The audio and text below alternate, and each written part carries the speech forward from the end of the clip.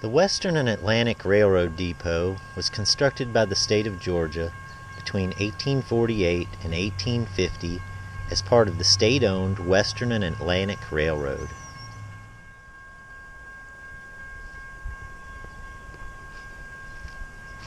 This depot is one of Georgia's oldest and witnessed many important events during the Civil War.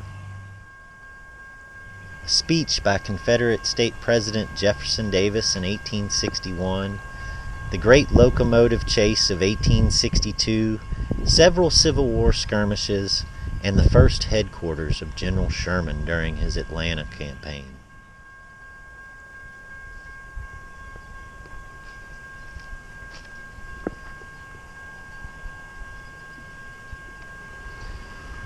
On September 11, 1863, as the Federal Army was moving into Georgia in the prelude to the Battle of Chickamauga, Union Colonel John T. Wilder's Lightning Brigade of Mounted Infantry met Confederate cavalry south of Ringgold.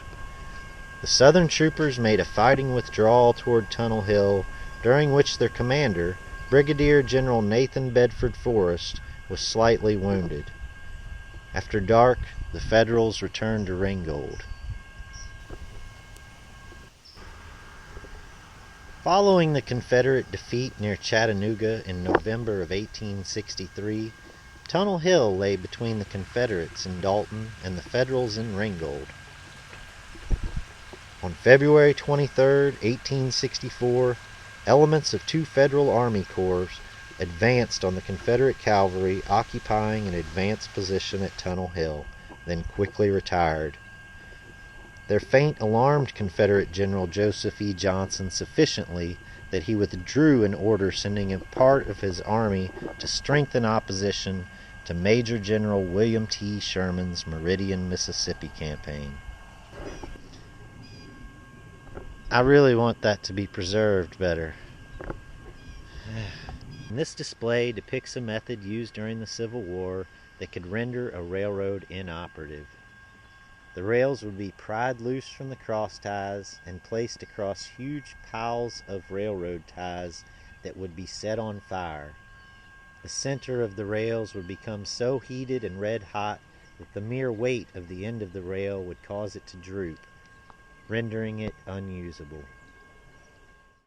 When Civil War hostilities approached this area in 1863, the town of Tunnel Hill became an integral part of the Confederate Army hospital system. The resultant casualties of Chickamauga in September engulfed the limited Confederate resources, and the Clisby Austin House was converted for the care of the wounded, the most renowned of which being General John B. Hood, whose right leg is thought to be buried nearby. The dwelling's next role was that of headquarters for General William T. Sherman, who stayed in the house for a week in May of 1864 during the opening actions of his famous Atlanta campaign.